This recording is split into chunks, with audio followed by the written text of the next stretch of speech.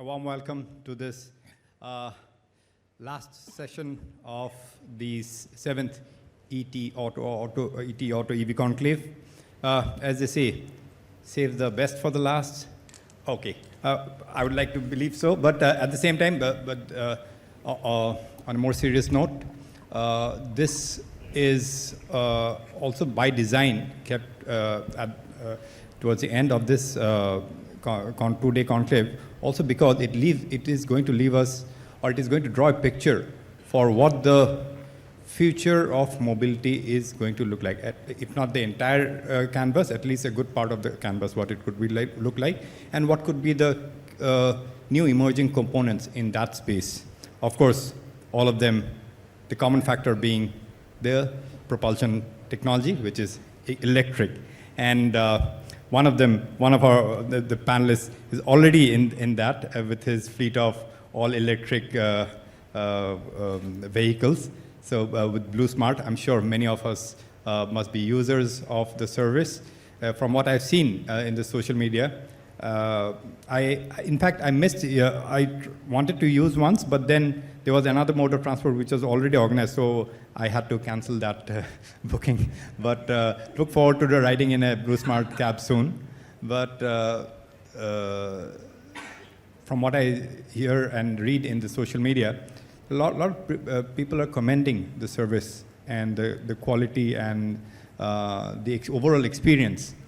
So part of it because of the quality of service, and also part of it because of the electric vehicle experience. So the theme of this session is new age mobility solutions and advanced technologies for the future. Ladies and gentlemen, as I said, this session is going to delve on what the future of mobility could look like.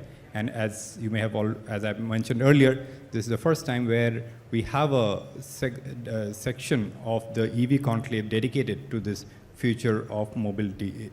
And as we all know, the mobility landscape globally is evolving at a very swift pace, and India is also not behind. So there are a lot of action happening in India.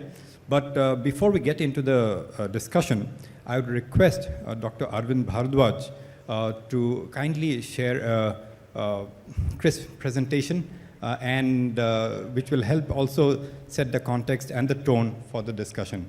Over to you. Can we have the present? So, and just before you start, Dr. Bharadwaj, I mean, I'm sure many of you may already know Dr. Bharadwaj, but when we are talking about electric mobility, connected vehicle and all, just to give an idea, Dr. Bharadwaj, in his stint at Detroit General Motors, he worked in an electric vehicle program in the early 90s. And if you're talking about connected vehicles, he's one who worked in the very first early projects of Ashok Leyland's telematic systems. So he is quite well versed in that, and I would say in his stints at other majors like TVS Motor and Mahindra & Mahindra. By the way, he was also responsible for developing, he was leading the project for developing the driverless tractor. So take autonomous, take connected, take electric. He has been dabbling in those technologies much before they made it to the market, and maybe in some of them, maybe a decade or more earlier than that. So over to you, Dr. Bharadwaj. Thanks, Sumantra, for the kind introduction. So I think hearing Sumantra, I feel quite old now. So listening to, I just came today morning to attend the event here. And what we had in the morning was like the future of yesterday, what I've been doing. I think very gratifying to see that it's here and now. The future of yesterday is here and now I decided to go farther into the future and the yonder. So Sumantra was there in Chennai for our pod launch at the time, and then he said, why don't you come and share our thoughts? A little bit hesitant because this is now like deja vu for me 30 years back when I was talking about electric, when there was nothing there on electric, so we were working on it and thinking that we are going to change the world. At the time, I think by turn of the millennium, the whole engines, vehicles will be electric. But you know, it took much, much longer. So I'm not going to make any prediction today. So when this is going to happen. So, but what I thought I'll focus on is talk about high-speed mobility. So, you know, what we are facing today and where it is taking us. I think there are a lot of work done in. So, like, what was mentioned earlier, the case technology, that's a connected, autonomous, shared, and electric. They're all there. So essentially, they are at different levels of maturity, and actually they are getting more and more mature and also affordable and accessible to the customers, not just in the Western world, but also in India. So there's a very good opportunity for us to essentially take a lead in many of these domains. So we have to talk something case plus. So I think something which takes this as a platform and can actually build on that and then create something which is new, which is going to really revolutionize the way we move people and goods in the future. So I'll just focus on high-speed mobility. I think one of the speakers in the morning said sustainability is a given. So I think when you're talking about, if you're talking sustainability is a given now, 20, 30 years from now, that's going to be something which is more of an hygiene issue. So which one is this? Yeah. What are we seeing? Actually, if you're looking at the society, you see all these megatrends happening in the urban sprawl. So if any city which you are living in, I'll take purely from an Indian context, so all of us can tell you, whether it is in NCR, or whether it's in Bangalore or Chennai, that metropolis is really growing big. And then the distance, even the intra-city travel, the time taken is more equivalent to an intercity what you used to do. Like going from one end of the city to the other end, it takes you 2 to 3 hours and it becomes more frustrating and it is more polluting. So it essentially are having concentrated pollution centers in all the mega cities. So then the alternative came in, okay, let us create satellite cities, whether it's Navi Mumbai or whether you're talking about all the, in the greater Delhi region, in Noida or in Gurgaon. So, but that also demands people to move from one place to the other. So they have the work in one place, then they live in another place. And how do you actually do this? So this is essentially driving a lot of push for mobility, the increased mobility requirement, both for people and for goods. And together that, this is on the people side, what you see on the cargo, you're essentially looking at the takeoff of e-commerce. Yeah, we don't go, many of us don't go to the malls or the stores. The products come to our home. But the logistics behind that, the level at which we are expecting in terms of the delivery rate, in terms of the speed at which we want, and in terms of perishable goods, there are no more seasons anymore for the fruits. We get mango, we used to get mangoes only in summer, but we expect mangoes all through the year. We get strawberries all through the year, and this is expectation coming from the customer. And whether it's Zomato or Swiggy, you need the food right there, steaming hot, and now you're going into Zepto and other levels of micro level of speed at which you're going to do it. So a lot of things are happening on the cargo side, a lot of experiments happening in the autonomous platoons. How do you actually take large volumes of cargo in a seamless manner? And in India, you see the dedicated freight corridor. So if you're looking at the average speed at 45 kilometers per hour, even if you go at 90, they're essentially having 100% improvement in productivity and efficiency. So these are the things which are essentially driving the additional needs of mobility for both people and goods. So as I said, this is going to be a reality in the future. You need to have high-speed mobility, and it has to be sustainable. It has to be efficient, and how are you going to increase the productivity of all these movements? There are several forms of high-speed mobility that are coming up across the world. Regional rapid transit here from Delhi to Meerut is one experiment here. Bullet trains has been there in Japan and in Europe. It's getting into different level of mission, and we are getting it in India. Maglev, they got up to speeds of 600 kilometers per hour. And when I'm talking about e-commerce, you're actually seeing at the dedicated cargo carriers, whether it's Amazon, whether it is DHL or FedEx. So these are all essentially trying to move goods across continents and at a breakneck pace. And the other thing which is coming in is on eVTOL, electric vertical takeoff, landing, and drones. So this is coming for the last mile connectivity for intra-city movement from one end to the other end. Can this become like air taxis, which are already in different levels of experimentation across the world? And the one which I will take a case of is for a hyperloop. A lot of talk has been done about that since 2013. A lot of pluses and minuses in there. But I would say that each one of this has a place and a use case and a customer target which they'll be focusing on. So in essence, none of these mode is going to solve all the problems. So what you're going to have is essentially, you'll be having a multimodal solution for anybody to take this journey to be very efficient and fast. You need to essentially skip from one mode to the other mode. And therein lies the problem. When you're talking about the speed that you want to do this, every interchange is going to cost you time and is going to cost you efficiency. How efficiently you do it. And how do you get this ecosystem going? And that'll be, the research will all be focusing on going forward. So I'm going to just take a case study of a hyperloop, because that is what we have been involved in the last couple of years at IIT Madras. So what this is essentially is more of a case plus. You're having a connected system of transportation. It is autonomous, and it is also shared with people in there, and the propulsion is pretty much electric mobility there. So above and beyond that, then you see where can you actually improve the efficiency. It's essentially what we have is your air friction, and then what you have the rolling resistance. Can we get rid of that? If we get rid of that in an energy efficient way and in an affordable way, then this has a place under the sun. And where will it be used? So as I mentioned, it can be a cog in one of the forms of transportation and multimodal solution, especially when you're talking about moving from one to the other. If you're looking for an on-demand, a secure, bottleneck-free, high-speed mobility, it really offers you a solution, and need not necessarily have all the components of a hyperloop, but this architecture, if it is built right, can actually create a business case with all the other technologies getting in more and more mature. So this is essentially called as the fifth mode of transportation. For lack of better words, we know the air, sea, rail, and road. So this is something which is working on. And there are several initiatives going across the globe. So the famous one, which is started, Hyperloop one, was then taken by Virgin and Richard Branson. So they have been working for the last 5 years. A couple of years ago, they pivoted from passenger to cargo. So essentially, they find that there's a better business case to move into that. Similarly, the SpaceX startup by Elon Musk moved into Boring Company. They are more focused on infrastructure. And then you see Hyperloop TT, again, another US-based company, they're working on it. And Transport in Canada, so they are actually moving into passenger, especially from Calgary. And they're taking a straight line down in Canada and doing this as a pilot project. And Europe, there's quite a lot of work that's going on, trying to create a trans-European Hyperloop network.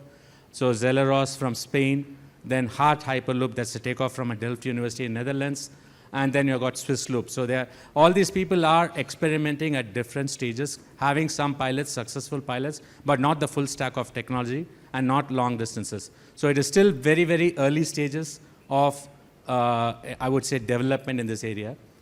And this is where I think we started TuTr. So this is essentially a takeoff from the work done at IIT Madras for the last 5 years. So I'll just talk a little bit about what has been going on in the IIT Madras ecosystem. So before that, I would actually like to say, why should we get into it? Why should India get into this?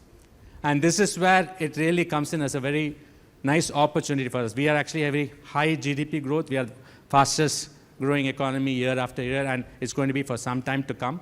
So when you have that, infrastructure demand is going to be higher and higher as we keep going. So we cannot follow the regular way what the other countries have done, because they have built it and then they're breaking it down to make it more efficient. So we have an opportunity to create the right infrastructure. And we are always known as frugal innovation, whether it's in space or whether it's in automotive. There are enough case studies, which I don't need to mention. And we have very young professional technical workers, the volume and the quality and the quantity, which is unmatched avails. And the level of digital transportation, especially the post-COVID, I think we are really rapidly passing into and becoming actually a developed economy in this case. So this is the opportunity for us. Can we actually take the leadership in the new form of sustainable mobility? And this is where we go from here. So I'll just talk about what has been happening in IIT Madras. So this is the Avishkar team, which is an IIT Madras team. So they are being involved in this competition, global competition, for the last 5 years. So these kids essentially, they actually were the only Asian team in the finalists when they went in 2019, and they came in the top 10. And similarly, in 2020, they got the first scalable award, 2020. So whatever they designed, that was awarded for the most scalable design. And last year, they were the global top 5 in Delft when you were having the European Hyperloop Week. And this was recognized by Indian Railways. So the minister was there when he actually showed the pod run and everything. So we essentially got a $1 million contract for building a long test facility. So this is different from the other modes of transportation. We are not just building the vehicle, we are also building the infrastructure along with it. So that is where it becomes more tricky. So we are actually going to get this 400-meter test track. Work has started now, so by end of this year, we should be able to get it down here. This is one of the pod runs which the students had done. So this is a scaled model which they have been able to achieve. It can go up to 200 kilometers per hour. It's a linear induction propulsion machine. They have also got the electrostatic braking. And this has been tested. They have still not got the levitation yet, but most of the other components of the technology stack is done. And in terms of the tube, I think there's also quite a few patents that has been filed, which has the potential to reduce the material cost by at least 50%. So as I mentioned, this will be the first test facility, which will be in Asia. And 400 meters is quite a distance for us to actually test the full speed. So we are looking to get the scale model to go up to 250 kilometers per hour. And this facility should be ready by 2023 September. And we are also having it as a scale model, not the full scale for a 5-meter tube. And this will help us essentially validate all the test stacks, the different technology stacks in this concept. And the way we approach about it, one of the reasons why the startup was formed was this is more had been a student initiative. So there was a need, how do you take it forward? A lot of support from the industry as sponsors, but they said we need to essentially make it something useful for the country, and is there an opportunity for us? And that's when the idea of a startup started. So the students are there, but we have some of the old gray beards, whether the professor or me or my other co-founder, who has spent at least a couple of decades or more in the industry. So we said, let us actually bridge this. And the first thing we said is, our target will start with cargo and not with passenger, because that's going to be a much longer haul. And second thing is, we can't do it alone. You can actually see the complexity of the problem. It is almost all the disciplines of engineering that is involved, all the disciplines of business economics that is involved. So we said we got incubated with the IIT Madras incubation system. We also have an IP share agreement with whatever IP that is developed in the IIT Madras ecosystem. We are partnered with Tata Steel. We signed the agreement last December, so all the materials and everything which will come in. So we got a big major. Then we are partnered. We are actually partnered, but yet to be signed with a Indian global multinational for all the construction. Then we have with Bharat Benz, essentially working with them on the pod part of it. And Indian Railways is a very, very strong partner for us to support and take this forward into fruition. So going forward, what you're doing is getting the full stack technology pod developed by end of this year. We are also planning to establish a center of excellence. So the purpose of this is to, in addition to the 400 meter, if you're able to actually create this test track, I just go back 15 years ago when we were in SAE, we started this BAHA. I don't know how many of you know about the SAE BAHA. How do you actually crowdsource the technology? And how do you create the skills within the country to undertake such a difficult technology task? So we want to actually create this as a center where all the college students can come in and then create the individual modules and have a competition so that you can move the competition from Europe or US. Why can't we have it every year in India? So in that sense, we can actually start building the ecosystem in the country while you're building the technology also. And then we are hoping to get the full-scale rapid prototype by 2025. And one of the things we are at least shortlisted 3 or 4 real-world use cases. So while you are doing the pilot, we'll actually do the pilot, which is not a white elephant. So we'll actually build the appropriate thing for a 10-kilometer one, which essentially has a business case to do it, not just a technology for finding in search of a problem. So concluding, essentially what you're doing, as I mentioned, we are working towards as a partnership approach, bring the 3 important legs of the stool, essentially industry, academia, and government together. And that is a role we are trying to play from TuTr. And critical success factor, any such initiative. This is like a massive futuristic project. You need capital allocation. You essentially get the right technology, but at the right price. And you need to have enabling policies. What you're seeing in the e-mobility for the past 5 to 10 years, you are going to actually see this for the new form of mobility. Challenges, there are a lot of questions, a lot of technology questions in this itself, in terms of how do you optimize the right energy consumption for this. And also, from a people point of view, while we have a lot of people, how do you get these deep tech resources? How do you create this ecosystem within the country? But the biggest carrot for all of us, especially for me, why I'm actually getting into this, which is still far-fetched, is if we do this, in all my life, in the last 30 years, we have been following standards which the developed countries have set. Here is a new mode of transportation. If we get it right, we can actually set the standard for the world. So we don't have to follow that BS6 or BS7, what they are doing. And that is an opportunity for India. And I strongly believe that we should seize it because we can do it. Thank you. Thank you. Thank you very much, Dr. Bharadwaj. And 2 things that I take away is if your earlier projects or the kind of projects that you're involved in, which were far ahead of their times then, are an indication, I have no doubt that this will become a reality too, and the way some of the others have become. So, and in the new age, including in the EV industry, everyone's talking about India becoming the global hub. So why only EVs? I'm sure in future mobility sector, India could also be among the leaders, if not the leader, and something like this Hyperloop project could be one of the shining examples, has the potential at least. So I'm sure, best wishes from all of us for this. And I'm sure all the industry representatives here would also join me in wishing you and this project in India to be a great success. So that is still a little bit in the future, but something which is again taking shape, have already started taking shape and is on ground and being executed, and it's scaled up now is, as I said, BluSmart, co-founded by Anmol, Jaggi. So that there it brings two of the case megatrends, which is electrified and shared, and also connected, of course. Autonomous, I don't know, maybe in the near future there could be some BluSmart cabs and autonomous cabs also. But first of all, Anmol would like to understand from you, this the electrics in the shared mobility space, how different are the dynamics, and EVs being more connected in nature compared to others? I'm sure you're getting a lot of data and things like that. So what are your learnings, and how are you kind of mining that data, utilizing the data, and in terms of the customer experience and overall dynamics, how is it different, and what is the next stage in the electrified shared mobility business? Sure. Thank you. Thanks. So first of all, thank you for a lot of people who use our services. Thanks for that.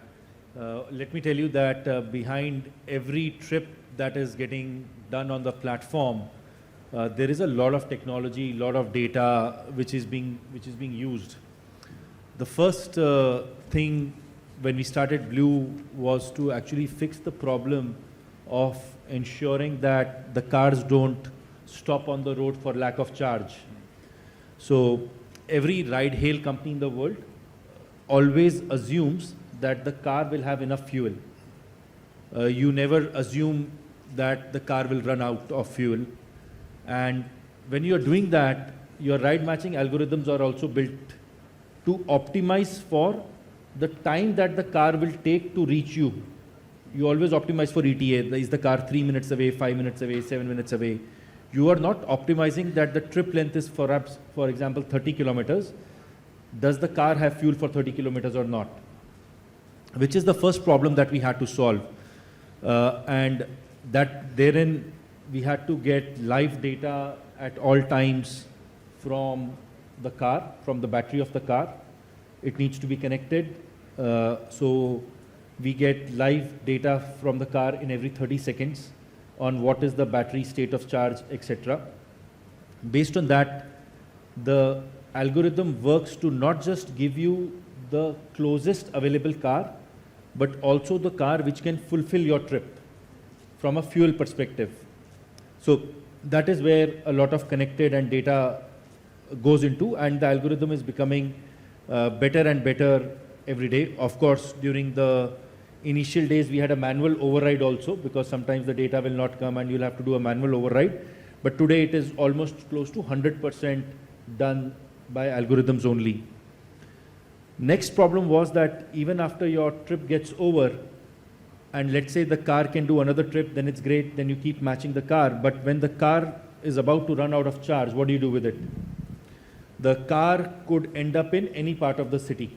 We do not know which part of the city the car will end in. And there are chargers also which BluSmart has developed across the Delhi NCR and now Bangalore. Which charger will the car go to?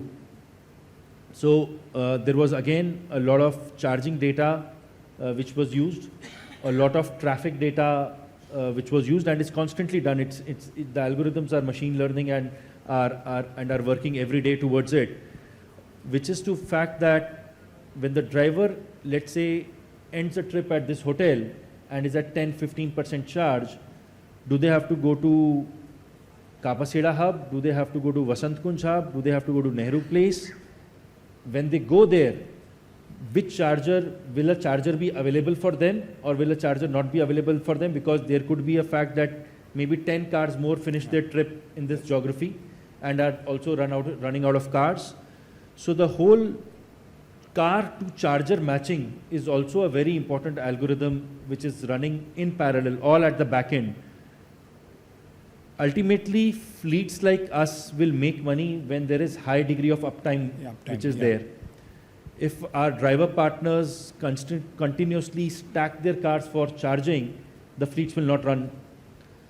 There is a certain promise of delivery that we have the customers, that will not happen if the cars are not getting charged in time. All of this, the ride matching algorithm and the car charger matching algorithm is being done in real time, all the time, 24/7, 365. BluSmart operates 24/7, 365. And is happening because we have a connected car. We have car, and you know, imagine suddenly rain happens, the whole algorithm goes for a toss. Because cars which were supposed to reach in 20 minutes time will now reach in 35 minutes time. Tomorrow, I am told that in Gurgaon, the President of India is coming, so there is a roadblock out. Restrictions. That those kind of situations have to be modeled into the algorithm. So it was a lot of learning exercise which has happened, and actually that's where we are most proud of. We are very proud that we run 3,000 cars. We are very proud that it's a 4.9 star rated app. But the most proud is the fact that we run actually a ecosystem which is powered by technology, using connected and shared mobility. So that's what makes us real happy. And what makes it even better is that tailpipe emission free. Of course, right? of course. And but how many cumulative kilometers must have been clocked by this fleet of 3,000? I think last I checked, we were nearing 200 million or something like that. I'm not sure on the numbers. I know that about 2 months back we had crossed 150, so I'm sure we'll be at 200 or something like that. All you need now is that to make sure that the source of energy is also emission free. That's what I was coming to. That the only thing that I'm not proud of is that we are a zero tailpipe emission company and not a zero emission company. Yes. So the journey from zero tailpipe emission to zero emission needs to happen, and I can assure you that before close to the second half of the year, we'll be a zero emission company also. Considering that the percentage of the share of renewable energy in the overall electricity generation at the rate at which it's growing, if it keeps growing at the same clip, if not more, that will take still years, Sumantra. What we are doing is that at BluSmart, we are setting up some VPPs, virtual power plants. Okay. So using VPPs, we will turn emission free maybe another 3, 4, 5 months. That's definitely, I think, a faster way to reach there, right? Right. And also, curious, I mean, you have the shared, connected, and the electrified. Could an autonomous BluSmart cab be too far-fetched this thing, or it is, or so, I mean, because Waymo is already doing it in another part of the world. Yeah, so I am not a car innovator. I am just an operator of a car. If there is an autonomous car which any of our OEM friends manufacture, we'll be happy to put on the fleet. We'll just ensure that the algorithms ensure that the car reaches on time and the car is clean and all of those tenets that BluSmart has. Yes. But whether it is autonomous or with driver partners is up to OEMs, not our cup of tea. But we'll be open to it. Of course, open, yeah. Great. Pawan, you know, when it comes to mobility, two things are happening. One is what Dr. Bharadwaj showcased, future. I mean, now, I will not hazard a guess because I won't say 10 years, 20 years down the line. Things are moving so fast. What could appear as 10 years, 20 years down the line today, day after yesterday, day after tomorrow, sorry, could come down to 5 years away. So it's, I won't kind of hazard the timeline. But in terms of the overall form factor mix in the future in the mobility sector, what is the change you expect? And you yourself sit in Bangalore for the infamous traffic. I'm sure it's all the time. You just sit down, and people there, I believe, kind of think twice before going, fixing up meetings, and they usually do not fix up more than one meeting physical, and rest is virtual, so to avoid travel. But in a place, urban center like Bangalore, let's say, which is a good candidate for such new mobility. So how do you see what does the research show? Now, how is it going to change?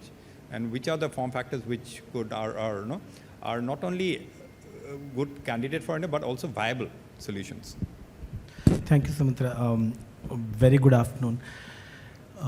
Just to give little context of what is the problem we are trying to solve, right? I think for me it is two C's, which is congestion and climate. I think we have to tackle both in the context of urban mobility, because we can't shy away. I mean, I come from Bangalore, one of the most congested cities, where our peak hour traffic is close to 7 kilometers per hour. I think that's the speed at which we travel. Probably we can start jogging in Bangalore to reach our destinations.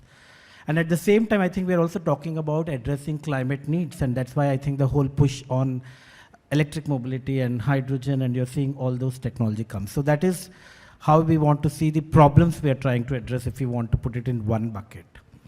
The other bucket we're talking about is the choices, which is the solutions that we are talking about, right? We heard Dr. Bharadwaj talk about it and Anmol talk about it, how they are trying to solve problems of a system from different viewpoints, I think. And we don't have one size fits all solution, because our needs are so varying across the whole gamut of the way people travel. And therefore the solution bucket will come into two F's, which is the form factor that we are talking about and the fuel technology, right? Today we are saying electric, we are looking at a transition from ICE to EVs, and now we also are hearing about the hydrogen mission has been approved, and we work closely on that, and we know that there will be pilots of hydrogen trucks and buses that are going to happen in India in the next couple of years, if not sooner. So where is innovation sitting here? And I think the innovation is here to solve the two C's through two F's, like what technology innovation can happen in fuel. And all along, we have always seen a lot of innovation in the technology. That's why, you had Euro 4 and with Euro 5, Euro 6, we started making the efficiency norms very stringent to address the issue of climate. And now we are saying that can there be form factors because to address the issue of congestion.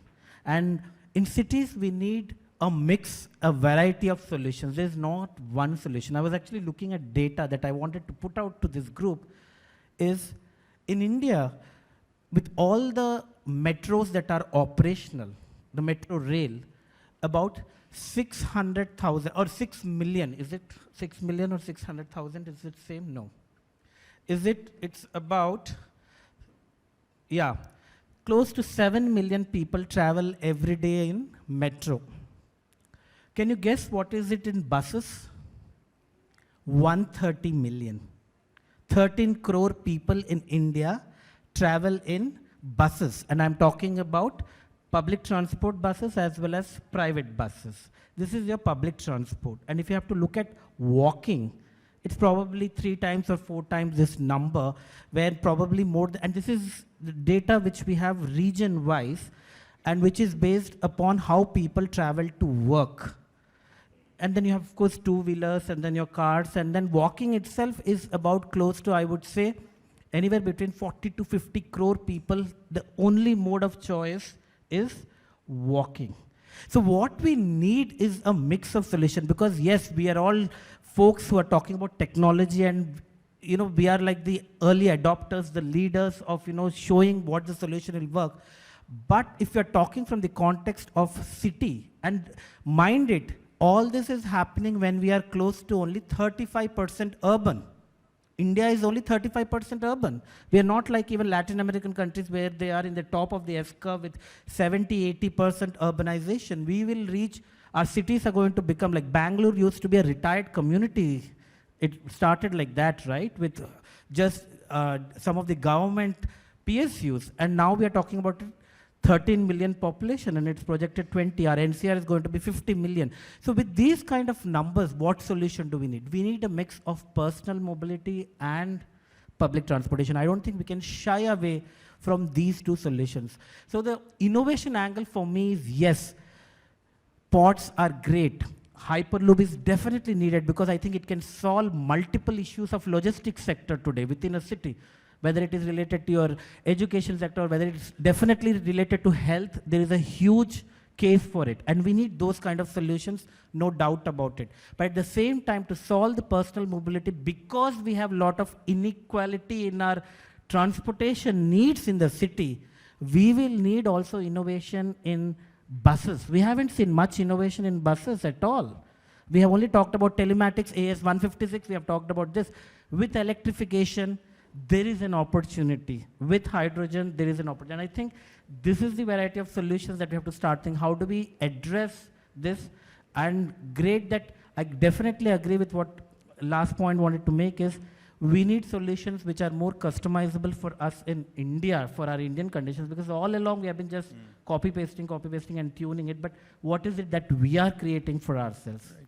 And talking about a public transport, especially buses, I think with electrification and electrified double-decker buses, with the kind of convenience and comfort, and also the per capita utilization of the overall space, I think they provide a very good proposition.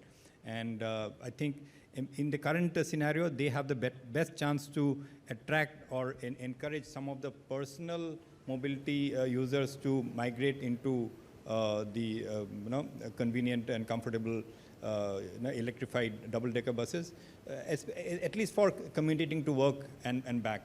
But coming to you again, Anmol, clean mobility is future mobility has to be efficient and cleaner. And with your focus on your positioning of having a fully electrified fleet, is the current crop of options that you have are good in terms of the threshold of very strong viability as a business proposition? I'm talking about the two factors. One is the cost of per vehicle and the range that they offer. Do you think that there's a long way to go? I mean, for example, you have a hatchback currently, but that is not really fit for your kind of applications. I really loved what Sir was mentioning around the fact that form factor is a very important consideration which we as India need to innovate on. To give you a statistics, 92% of all trips on BluSmart, and I'm sure Ola, Uber, etc. will also have the same, are single people trip. And we are using a car which has 4 seats, 3 seats for passengers, or 1 plus 3 for passengers, whereas the passenger being seated in that car is just 1. And 92% of the trips are single people trips, single customer trips, which means that the form factor that we are currently using is an absolutely inefficient form factor that we are trying to use. Now, traditionally, maybe that was the form factor to be used, but news items or other things coming out of Japan, Korea, etc., is that 60% new car sales have become mini cars. Mini cars is 2-seater cars essentially. And in Europe also you have now started to see the advent of mini cars. I believe that this form factor helps in 2-3 ways. One, of course, congestion. 2, the cost of the car comes down, which ultimately the customer is only paying for those. Actually, if any of you want us to reduce prices, it's the 2 empty seats out there. So if there are no 2 empty seats, the cost of the car will be lower. The energy consumed by the car will be lower. So I would really urge OEMs to actually think of form factors which are more closer to what is needed. Right. I'm sure traffic jams would reduce by half if we actually had 92% 2-seater cars only. Yes. Yeah. So that is something that we at Blue really wish for, because we wish for it from 2 perspectives. Congestion impacts our earnings. I am not able to sweat out the assets when they are running at 7 kilometers an hour, because most of our billing is by the distance and not by time. 2, the cost of the car reduces significantly once it's a smaller car. So we would really want OEMs to focus on these kind of problem and get there. In terms of range, We are today, the 95% of our cars are the Tata Tigor cars, which give us the latest version, the Ziptron version, gives us about 205, 210 kilometers on road. I think the tipping point is 250. 250 or 250. 250. At current traffic conditions. Okay. If you ease out traffic conditions, maybe we need more range. But we have seen that all through the day, the car moves at about 20 kilometers an hour. So for a 12-hour working, it's about 240, 250 kilometers. If we want to reduce our dependence to only slow charging, and fast charging infrastructure is a big problem of its own. Yes. If we want, and slow charging is easier, and slow charging is also better for the battery, etc., etc. If you want to go to 100% slow charge, and if we can get to the 250 kilometer kind of a threshold, our cars do not have to get back to chargers through the day. Yes. And can only charge. The uptime will be more. Uptime is 100% low. So we waste one time during charge and one time for the car coming to the charger and going back to the areas of operations. So I can tell you at Blue we started when we had 110 kilometers car, and now we have 210. So it's already made a huge amount of difference to our profitability because of the fact that now we are able to sweat out assets more. The dead runs are reducing for charging. The time that those cars used to be charged thrice a day. These cars are being charged 1.5 times a day. So it's impacting us a lot. But at 250 kilometers, we'll be at the tipping point when the cars don't need to be charged on a fast charging infrastructure. Right. So setting up fast charging infrastructure is a very costly thing. Costly affair. It also costs more in terms because you have to amortize those costs, and the cars will not have to come back to the charging stations during daytime.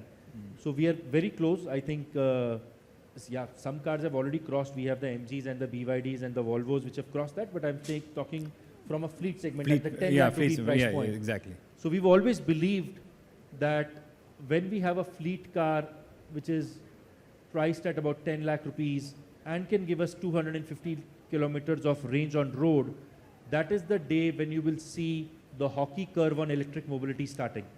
That's an interesting point. I'm sure this will be, I'm sure you must have already had discussion but, with OEMs, but at least other OEMs you also take note and take this as a very, very strong and valuable input. Thanks for sharing that perspective.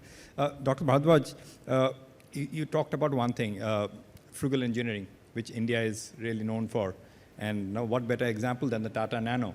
It's a different thing that at the marketplace, it was a commercially, it didn't do well or whatever. But as an engineering feat and as a concept, and especially what the other gentlemen were saying in terms of the footprint, it was just ideal for city commute at least. But in the new age mobility, among the new age mobility options, including hyperloop, which is again, let's say intercity. But in the intra-city space, do you see that perhaps there's still opportunities for OEMs to really come up with new concepts and really enhance the value proposition and get people be mobile more efficiently? Something like a quadricycle, for example. Yeah. Quadricycle, that was quadricycle debate has been going for more than 20 years. So my first project I came back to India was on a quote-unquote a quadricycle before the quadricycle was on. I think both of them made very valid points. Like if you're talking about the intra-city transportation, say that, and on the public transport. I think the public transport is it's really a paradox for us. Theoretically, we should be the one promoting a lot of public transport just because of the people moving in there. And we used to be dependent on public transport. I would say 50s and 60s, all of us used to go to school in public transport. Now everything is essentially some sort of a pooled transport or a private transportation. It's how do you, one of the things when I was in Leyland, biggest thing is how do you bring back dignity into transportation? So gradually what has happened is the people in the middle class or the upper class, they stopped using public transit. This is not the case in the West.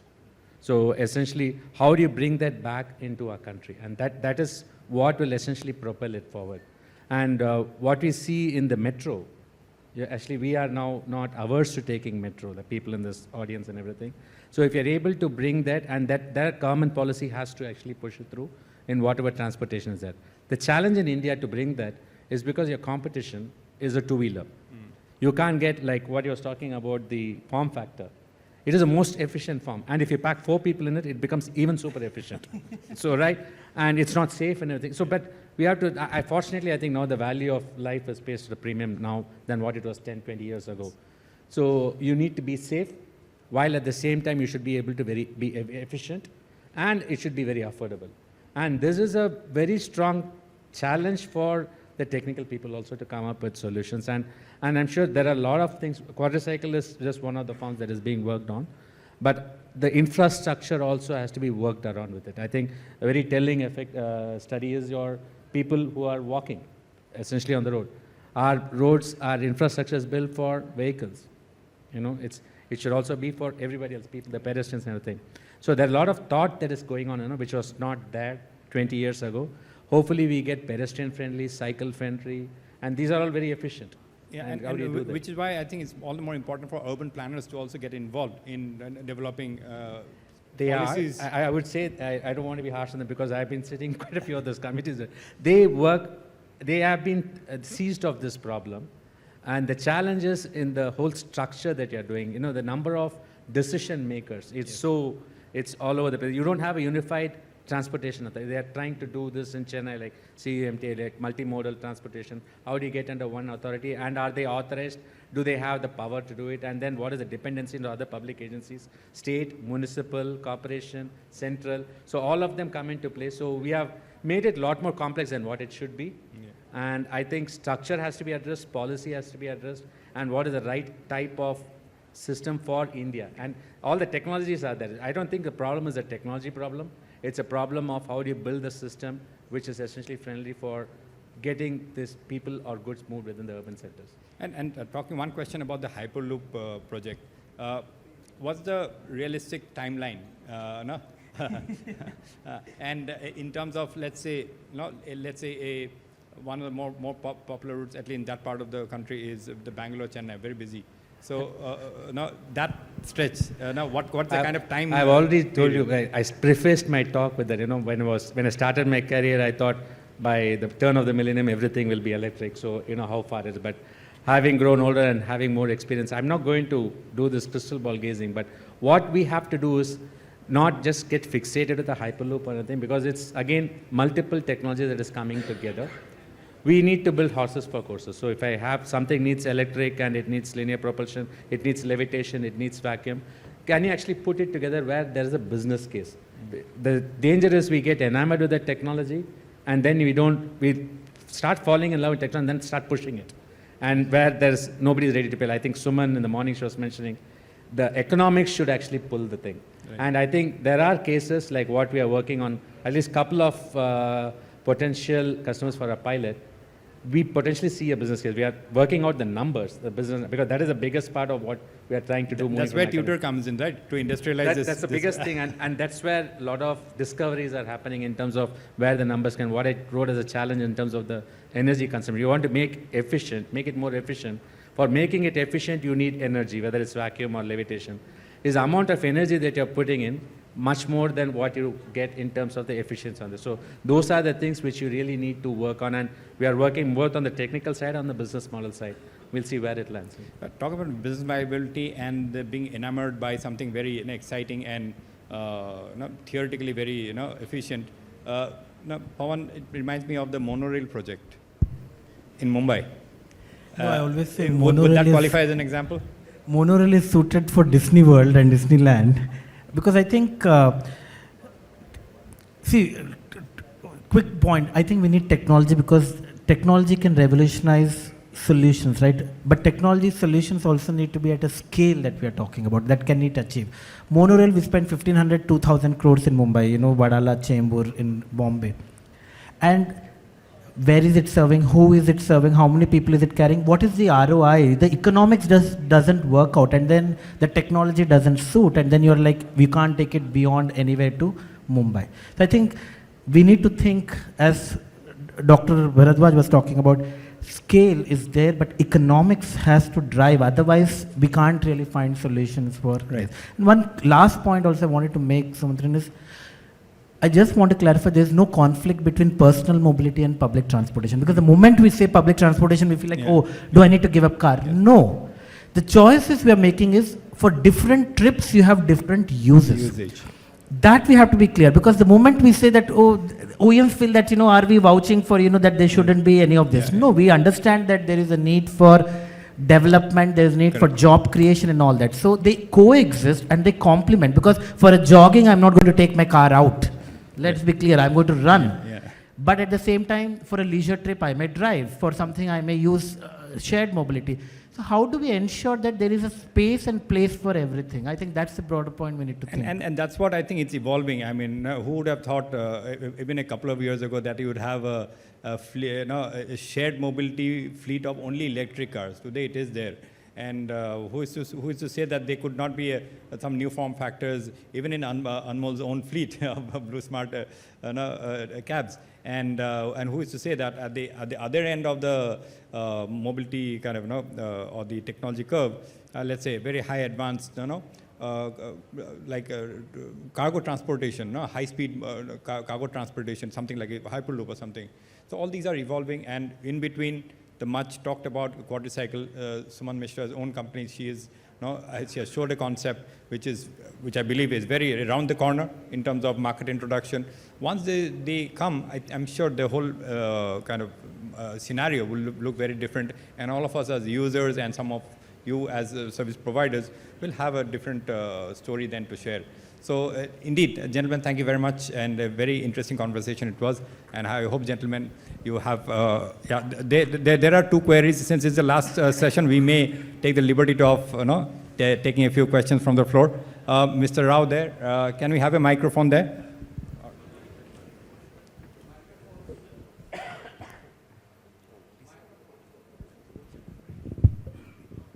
I just wanted to make two comments. One about the public transport. I mean, there's so many people travel by public transport, but for everyone to use it, it has to be comfortable to the people who want to use the public transport. Right now, people who go by public transport are mostly people who can't afford other alternate means. So that should change from this situation to a transport by choice. So that is the time when everybody would like to travel by public transport. Second thing about walking. We had been debating about creating exclusive tracks for walking in metros. But at least in last 30, 40 years of my stay in Delhi, I haven't seen any change.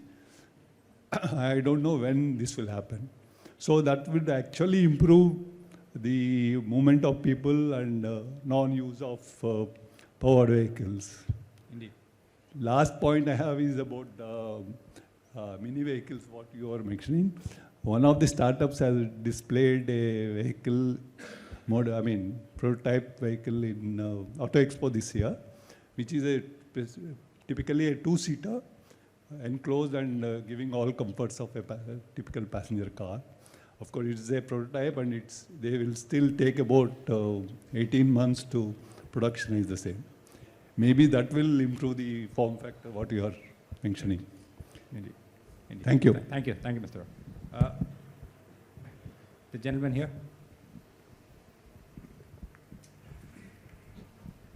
This question is for Mr. Anmol. You made a point that instead of fast charging, you'll probably prefer to go in for slow charging. And I didn't understand the reason practically. You said one is the cost factor. Now, if you are doing a fast charging on a DC or even a AC fast charger, and if you are charging on a slow charger, the amount of current that is getting drawn and the number of units that are going to come are going to be exactly the same, unless you have a very inefficient charger. So this is a misnomer. So it is not there. Clear on that, sir? Yeah. Cost of charging is 3 costs: real estate cost, depreciation of the charger, and the electricity that you consume. if you do charging by fast chargers, because the fast charger will cost you, the CCS to 60 kilowatt will cost you 8-9 lakhs, whereas a slow charger will cost you maybe 15,000. The depreciation adds up to almost 1 rupee per kilometer. So it is very different when you charge on slow network, and whether the electricity consumed is the same. 25 kilowatt hour into 4 rupees, 100 rupees electricity, 100 rupees electricity.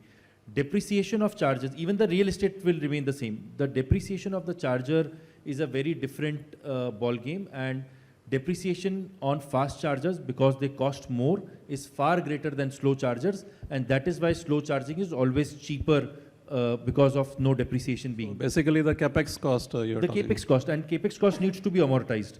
It is, we need the return on capital. Okay, and you also said that probably the battery life is better as Yeah, the battery life is better. But do you have any data on that? Of course, I think most OEMs in the country recommend a 2-in-1. So The recommendation too is fast fine, but Yeah, do it they is have? also, sir, it is physics basically. From a physics perspective, if you can, slow charging, trickle charging is a better form of charging than the fast charging which is there. Of course, to make electric vehicles more user-friendly, etc., fast charging is there. But if you ask any battery scientist about it, they will only recommend a trickle charge on batteries. So it is always better to do it. We cannot do it always because we also want the cars to be up and running. Yes. But 2-in-1, 2 cycles fast and 1 cycle slow is a very, very common use case that is there. Yeah, that would be better because availability of the cars, if you put that on prospect onto the time, Yeah. then We definitely cannot do that. Yeah. It is uneconomical. Yeah. But only if I have to do night charging when my cars is anyway not on the road. That time I am happy doing slow charge. So moment we hit that 250 kilometer mark, I don't have to do any fast charge on the car. Okay, fine. Yeah. This question. Can I? So question to Anmol. I understand your expectation on 250 kilometer per charge, 92% user use 2, passenger 1. Now the ghost question is, what is the price expectation by you to buy the car? I really like the startup that sir was mentioning. They mentioned 5 lakhs. So I think that I've not. By the way, I've Anmol, seen that prototype of. The gentleman who is asking you the question, he himself is getting. I am aware. I'm aware. So it was like a hint to him. Thank you. Yeah. Yeah, this question is to Mr. Anmol. You said during the course of the discussion that if the OEMs optimize the form factors more suited for the ride-hailing services, then you can reduce the cost to the customer. I think you yourself are also coming into manufacturing of cars, EVs. So are you thinking of doing something on those lines? I will only speak what I preach, sir. So yes, that is the form factor that we want to really build out. We believe that that form factor is very critical, not just for Indian cities, but globally. So this could be a big innovation like what sir is doing, or what we are trying to do, or what that startup who displayed at Auto Expo is trying to do. I think this will be a disruption which will be made in India, exported to the world. So of course, very, very interested in getting it done. Indeed. There we are. Question Since to you have Mr. the mic, Anmol. last question, please. Yeah. Yeah, just one more question, sir. On the rent-a-car, like what is happening in Europe, like the services, what you're doing, do you think that's going to also happen, self-driven car services? I think that's so self-driven cars are great concepts, and it is very good in economies where manpower is very expensive, where you have to pay drivers $10 an hour, $12 an hour. Self-drive is a very good concept for those economies. In India, the poor driver partner, even the best of the driver partners, make like $7-8 a day. They work 12 hours and they make $7-8 a day. Whereas in Europe, US, the developed world, they are being paid $12 an hour. So in those economies, the cost of owning an asset and the cost of human being are vastly different. In India, the cost of ownership of asset is higher, the cost of manpower is lesser. So that's where here it will be more ride share, etc., which will function. Small amount of self-drive is always great. That is great. That is good. But till the time the manpower cost in India continues to be like $1 an hour or something like that, you will see people actually thinking that I should be sitting on the back seat of the car and not actually driving it because I can make more money, my time can be more productive, etc., by not driving. And the skill set to drive is just costing me $1 an hour. So I would say because of the economics, it is still like far off for self-drive to kick in, whereas in Europe and US it is very prevalent. So someone would like to take probably a SUV luxury car for if he has to It's take like a 1 week. small segment, small, and there are multiple companies which used to do that. But by the way, let me tell you, all of them have failed. Whether it was Zoom Car, whether it was Driveezy, whether it was another one. Sorry, Rev, Anupam. So yeah, all of those. None of those concepts actually worked out. Okay. On that note, you have one last question. I do not have a question, but a point to make. We are talking about movement and mobility is required for somebody to go to office or a school or college. If you look at the change in the industry, if you look at the homes, they are also becoming flexible and mobile homes. So you travel to your home, but your home is also coming near wherever you want. So that is another aspect. Then if you talk about office, that is becoming largely, virtual also, 3 days a week or 2 days a week. So that is also going to impact the mobility scenario. So these are some schools are becoming also virtual. So we have to see that the other industry is also changing, and that will have huge impact on the mobility. How do we move and how much we need to move? Because most of the people move for work. I think that's a point I wanted to make. Thank you. Valid points there. Those factors will also influence the mobility mix, and to some extent maybe in the form factor also, but definitely the mobility mix. But gentlemen, thank you very much for sharing your thoughts, insights, and Dr. Bharadwaj, you're sharing the hyperloop, Indian hyperloop story in the making. So gentlemen, thanks for your participation, and really appreciate it, and best wishes to you all, and to you too, gentlemen, and once again, thank you very much.